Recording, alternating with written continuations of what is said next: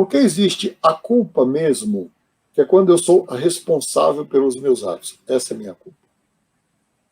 Quando eu estou ali atuando para praticar o mal, eu sou responsável por esse mal que eu pratico, né? Mas a culpa virou uma coisa tão sofisticada, porque, por exemplo, tem a culpa imputada, que é a culpa que alguns setores conservadores e perversos da sociedade, por exemplo, imputa à mulher que sofre um estupro. E aí a primeira pergunta que algumas irmãzinhas de oração fazem é: mas com que roupa ela estava? Ela podia estar nua, ninguém tinha o direito de estuprá-la. Ela não é culpada por ter sido estuprada, não é? Que é uma tentativa de eximir o algoz, né, da culpa, né? E estas mulheres que passam por estupro ou crianças que passam por abusos, curiosamente, elas já chegam culpadas no consultório. Por quê? Porque foi trabalhado pela cultura que se aconteceu é porque ela permitiu.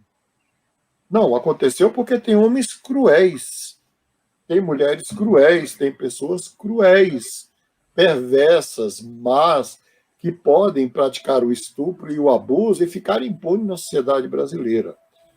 Bom, então você tem uma culpa real, você tem uma culpa imputada, e você tem uma culpa psicológica, transgeracional.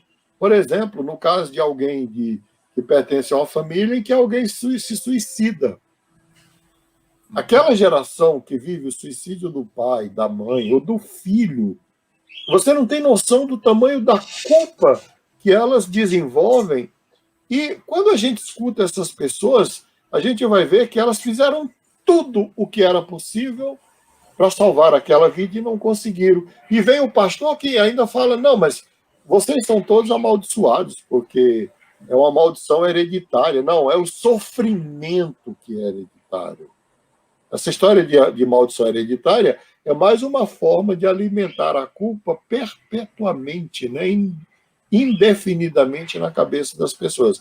Agora, Júlio, vamos ser franco aqui, que nós três aqui somos homens maduros. O preço que alguns líderes religiosos estão cobrando pela culpa do povo é muito alto. É muito mais caro do que o preço que eu cobro como analista, porque eu não prometo nada. Não é? Não prometo nada. O sujeito promete o céu e ainda a indulgência para ele pecar a vida inteira, porque a conclusão que se chega nessa teologia que a gente tem hoje é: quanto mais eu peco, mais Deus me perdoa. Então é bom pecar, não é? Até se eu posso transferir essa culpa para terceiro, por que não pecar? Eu volto a dizer, enquanto a gente não trouxer essa coisa do desejo, da culpa, do pecado para o humano, né? Eu ouvia certa vez alguém me falando: porque eu saí com um homem e ele me usou, porque eu saí com outro homem e ele me usou, e eu saí com outro e ele me usou. A mesma mulher falando, e quando ela citou um 6, eu falei: e você usou quem? Porque você estava lá. E ela olhou para mim e falou assim: como assim, pastor? Não, você estava lá. Então, eles te usaram e você usou alguém também. Então, assim, estas pessoas jamais se constituem como sujeito da própria história. Elas são vítimas. A vitimização tomou conta da igreja. Elas são vítimas de tudo. Elas são objetos do desejo dos outros. Elas fazem aquilo que os outros determinam e querem, até do próprio demônio.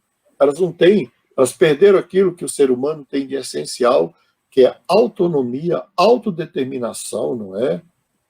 É preciso resgatar isso de novo. Olha, a tua vontade continua livre diante de Deus, diante dos homens e diante de você mesmo.